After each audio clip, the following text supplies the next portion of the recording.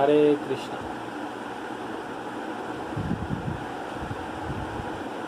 मैं आज ऑनलाइन आया हूँ। कुछ हम भगवान के बारे में कथा करेंगे। कुछ मेरे मित्रों ने और मेरे कुछ भक्तों ने भी ऐसा कुछ कहा था कि आप बीच में पंढरपुर का महिमा बताए थे, वो पंढरपुर का महिमा थोड़ा विस्तार से बताइए। अभी इस टाइम समय लॉकडाउन की स्थिति में जाके तो बोल नहीं सकते, लेकिन उनको एक वीडियो क्लिप बना के मैं भेज रहा हूँ सभी भक्तों को और मेरे मित्रों को। तो ये पंढरपुर की महिमा है, हम 4 भाग में इसका डिस्कशन करेंगे। पंढरपुर के जो 4 महत्व, पंढरपुर तो सभी चीज़ हर चीज़ महत्वपूर्ण ही है, लेकिन सबसे महत्वपूर्ण 4 चीज़ है जो है भगवान विट्ठल और रुक्मिणी। सेकंड है भगवान के भक्त जो पुंडरीक, भगवान को वहाँ उन्होंने रोक लिए। ऐसा एक ही धाम है जो भगवान आए हैं लेकिन गए नहीं हैं, ऐसा एक ही धाम है। तीसरा है चंद्रभागा नदी, और चौथा है पंढरपुर धाम, वहाँ पर धाम किस तरह से प्रकट हुआ। ये 4 चीज़ों का हम अलग अलग वीडियो क्लिप्स में हम वर्णन करने का प्रयास करूँगा। और मैं जो भी बताऊँगा वो मेरे सीनियर भक्तों ने गुरु महाराज से और उनके शिष्य मेरे गुरु भाइयों से जो भी सीखा हूँ, जो भी सुना हूँ, वही शेयर करने का प्रयास करूँगा। मेरी तो कोई योग्यता है नहीं, लेकिन कुछ मित्रों ने मुझे बताने के लिए बताया है, तो उनकी सेवा के हेतु मैं ये बताने का प्रयास कर रहा हूँ। ओम ज्ञानतिमिरान्धस्य ज्ञानाञ्जनशलाकया चक्षुरुन्मिलितं तस्मै श्रीगुरुवे नमः। श्रीचैतन्यमनोभीष्टं स्थापितं येन भूतले स्वयं रूपकदा मह्यं ददाति स्वपदान्तिकं। वन्देऽहं श्रीगुरो श्रीयुतपदकमलं श्रीगुरून् वैष्णवान् च श्रीरूपसाग्रजा सगणरघुनाथसजीवनम्। साद्वैत सावधूतं वरदं सद्कृष्णचैतन्यदेवं राधाकृष्णदान् सकलललिता श्रीविशाखान्विताञ्च। हे कृष्ण करुणा सिन्धो दीनबन्धो जगत्पते गोपेश गोपिकान्त राधाकान्त नमोस्तुते। तत्र काञ्चन गौराङ्गी राधे वृन्दावनेश्वरी वृषभानुसुते देवी प्रणमामि हरिप्रिये। नमः ओम विष्णुपादाय कृष्णप्रेष्ठाय भूतले श्रीमते भक्तिवेदांत स्वामी नामिने। नमस्ते सरस्वती देवे गौरवाणी प्रचारिणे निर्विशेष शून्यवादी पाषाणदेशारिणे। जय श्री कृष्ण चैतन्य प्रभु नित्यानंद श्री अद्वैत गदाधर श्रीवासादि गौर भक्तवृंद। हरे कृष्णा कृष्ण कृष्णा हरे हरे, हरे राम राम राम हरे हरे। हरे कृष्णा कृष्ण कृष्णा हरे हरे, हरे राम राम राम हरे हरे। हरे कृष्णा कृष्ण कृष्णा हरे हरे, हरे राम राम राम हरे हरे। तो मेरा परम सौभाग्य है कि आज एकादशी है और एकादशी के दिन हम भगवान की कथा के बारे में डिस्कशन कर रहे हैं। इसमें मेरा ही लाभ है। बताया जाता है जो कथा भगवान की बोलता है और जो लोग सुनते हैं, दोनों का लाभ है। मेरा हृदय शुद्धिकरण होगा और सुन के आपका भी हृदय शुद्धिकरण होगा। इसमें दोनों का ही लाभ है, वक्ता और प्रवक्ता जो सुनने वाले हैं, इसमें दोनों का लाभ है। तो हम शुरुआत करते हैं। पहला भाग है चंद्रभागा की महिमा। स्टार्टिंग हम चंद्रभागा की महिमा से करेंगे। तो बताया है पुराणों में कि त्रिपुर नाम का एक खूब महाभयंकर राक्षस था, जो वो आकाश में अपना घर बनाया था। त्रिपुर मीनिंग्स, त्रिपुर का मतलब है कि वो तीन तरह से ऐसा त्रिकोण आकार में बड़ा एक शहर बना दिया था अपना। तो वो खिड़कियों से बाण चलाता और देवताओं की हत्या करता। पूरे देवी देवता परेशान थे कि ऐसा कहाँ से बाण आ रहे, उनको पता नहीं चल रहा है क्या हो रहा है। और जो राक्षस लोग होते हैं वो अलग अलग सिद्धियाँ प्राप्त होती है उनके पास, जो दिखते नहीं है और बाण चलाते हैं।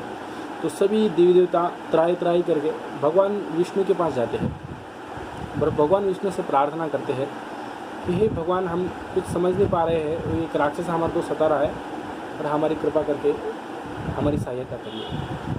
तो भगवान विष्णु उस समय उनको बताते हैं कि ये कार्य भगवान शिव करेंगे, उस असुर का वध भगवान शिव करेंगे। तो सभी देवी देवता भगवान शिव का आह्वान करते हैं। तो शिव जी वहाँ पर आते हैं। तो शिव जी वहाँ पर आने के बाद उनको त्रिशूल दिया जाता है और त्रिशूल लेके भगवान शिव इस त्रिपुर नाम के राक्षस का वध करने के लिए चले जाते हैं। शिव जी जो है भगवान के शुद्ध भक्त है। भागवतम में इसका वर्णन आता है, वैष्णवा नाम यथा शंभु। वैष्णव के अंदर सबसे कोई अगर श्रेष्ठ कोई है तो शंभु है, शिव जी है। तो अलग अलग पुराणों में, अलग अलग कथा में वर्णन आता है शिव जी के बारे में। तो भगवान की वो नित्य सेवा किस तरह से करते हैं और हमें सिखाते हैं कि भगवान की सेवा किस तरह से करनी चाहिए। तो शिव जी स्वयं जाके वहाँ पर युद्ध करते हैं और इतना ऐसा नहीं कि गए और मार दिए और चले आए। तो इतना भयंकर युद्ध होता है, वो ऐसा कितने के दिन युद्ध चलता है वो। तो उस युद्ध के समय में भगवान को बहुत थकावट होती है और थकावट से उनके रोम रोम से पसीना बहता है। हमारे भाषा में उसको पसीना हमारा है, पसीना जो है बदबू आता है, उससे कीटाणु निकलते हैं। लेकिन भगवान के शरीर से निकलता है उसको दिव्य श्वेत कहा गया है।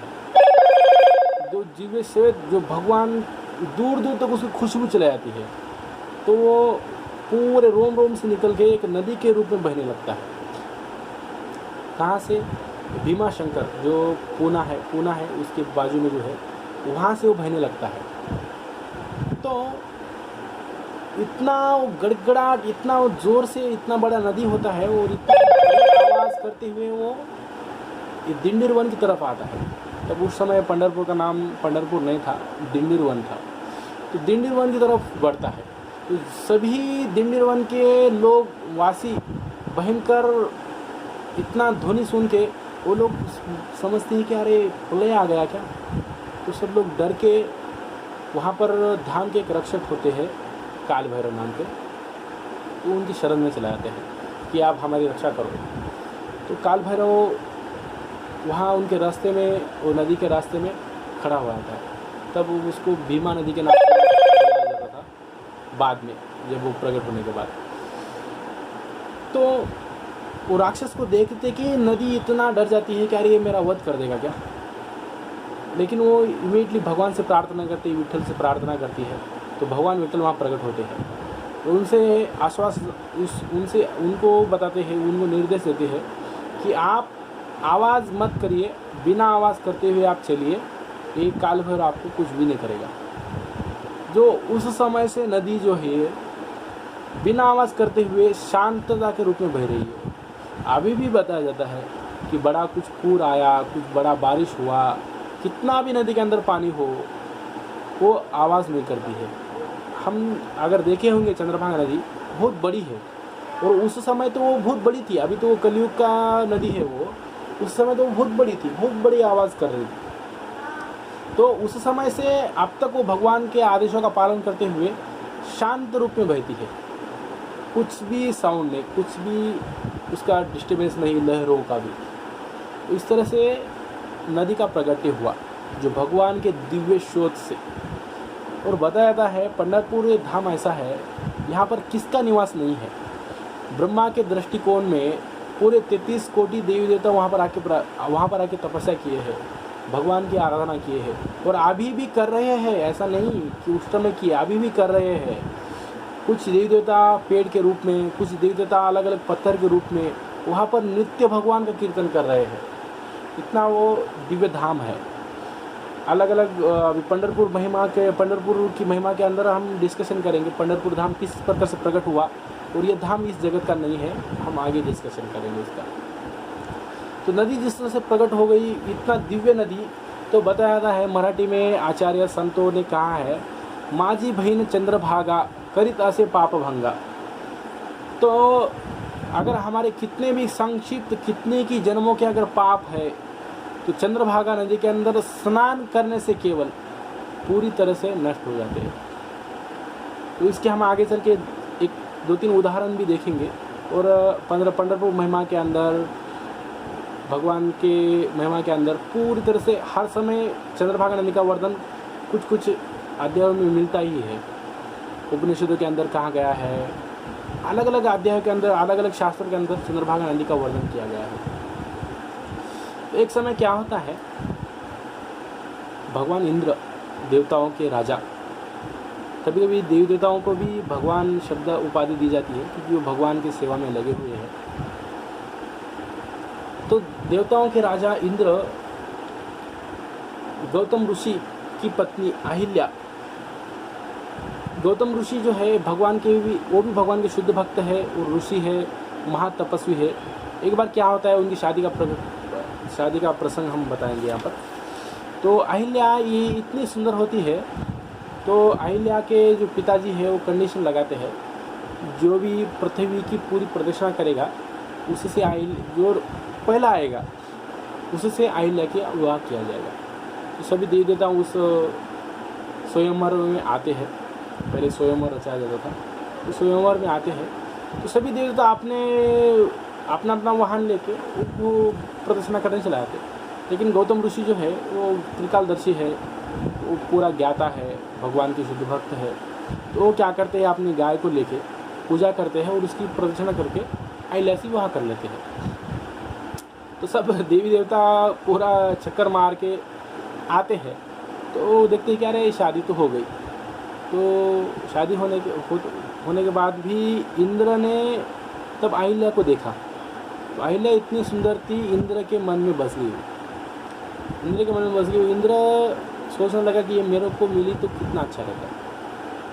तो एक समय देख के इंद्र, जब गौतम ऋषि अपने कुटिया में, अपने झोपड़ी में नहीं थे, तो उस समय मौका देख के इंद्र आता है। इंद्र आके के सेम गौतम ऋषि का वेश धारण करके अहिल्या के साथ संभोग करता है। तब गौतम ऋषि आते हैं और उनको एक श्राप देते हैं कि हे इंद्र, जिस नयनों से, जिस आँखों से तूने ये दृश्य देख के और ये तेरा बुद्धि काम करा, मन तेरा वहाँ पर गया, तो इस आँखों के वजह से तूने घनघोर अपराध किया, जघन्य अपराध है। तो आप इतने बड़े पदवी पे बैठ के ऐसा नीच कार्य कर रहे हो, तो मैं आपको श्राप देता हूँ कि आपके शरीर में पूरे 1000 आँखें बन जाए, यानी 1000 छिद्र बन जाए। जैसा कि हमारे को 2 आँखें हैं, तो इंद्र को पूरे शरीर में 1000 आँखें बन जाए, वैसा उनको श्राप दे दिए। तो इमीडिएटली इंद्र के पूरे शरीर के अंदर 1000 आँख बन गए और अहिल्या को श्राप दे दिया कि तुम शीला बन जाओ। तो इंद्र इमीडिएटली भगवान विष्णु के पास जाते हैं और भगवान से प्रार्थना करते हैं कि मुझे ऐसा अपराध हुआ है और इस अपराध से मुझे अभी, इस शाप से मुझे मुक्त कराइए। तो भगवान तो दयालु है और भक्त वत्सल है, इंद्र भगवान का भक्त है, भगवान के अलग अलग दिव्य सेवा कर रहा है। तो भगवान उनके दया करके बोलते हैं कि आप दिंडीरवन चले जाइए। उस समय पंढरपुर का नाम दिंडीरवन था। दिंडीरवन चले जाइए, वहाँ पर चंद्रभागा नदी है। चंद्रभागा नदी के अंदर स्नान करिए और सूर्य की उपासना करके भगवान पंढरीनाथ के, भगवान विठल रुक्मिणी के दर्शन करके आप इस पाप से मुक्त हो सकते हैं। तो स्वयं इंद्र यहाँ पर आके कई साल तपस्या करता है और चंद्रभागा नदी के अंदर स्नान करके सूर्य की उपासना करता है और पंढरपुर भगवान के विठल रुक्मिणी के दर्शन करते ही उसके पूरे आँखें वो चले जाते हैं, उस शाप से वो मुक्त हो जाता है। तो ये हुआ एक पहली कथा।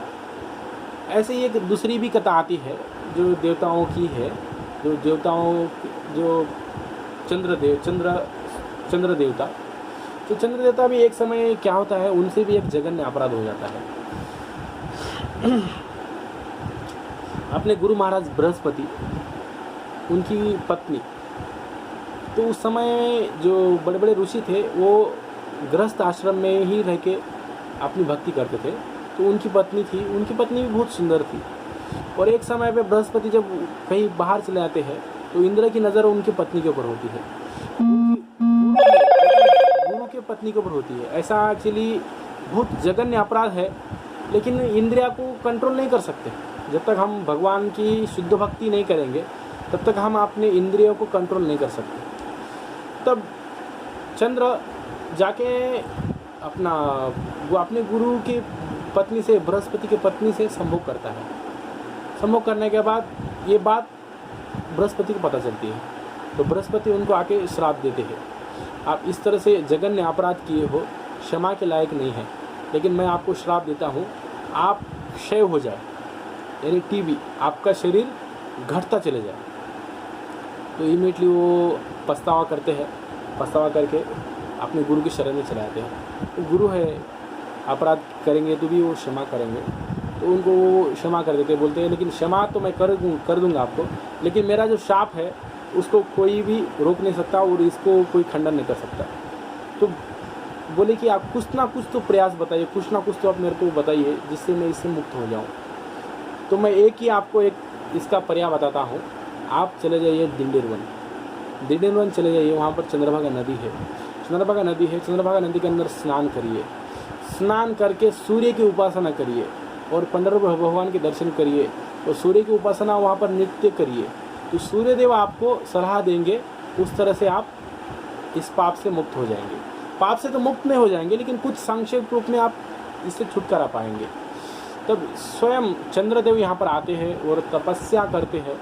तपस्या करके चंद्रभागा नदी के अंदर स्नान करते हैं, भगवान के दर्शन करते हैं और नित्य सूर्य की आराधना करते हैं।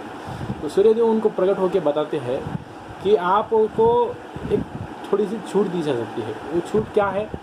आप कुछ समय तक क्षीण हो जाओगे, उसको अमावस कहते हैं, और कुछ समय के बाद फिर से आप पूर्ण रूप में आओगे, उसको पूर्णिमा कहते हैं।